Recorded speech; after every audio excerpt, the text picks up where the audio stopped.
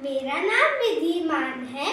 आज की कविता का शीर्षक है हुआ सवेरा चिड़िया बोली। चलो स्टार्ट करते हैं।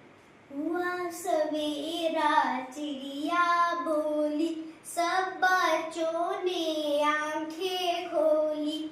अच्छे बच्चे मंजन करते, मंजन करके कुल्ला करते, कुल्ला करके मुंह को धोते, मुंह को धोकर रोज नहाते, रोज नहाकर खाना खाते, खाना खाकर पढ़ने जाते। धन्यवाद। आपको मेरी कविताएं और कहानियां अच्छी लगी तो लाइक कर दीजिए।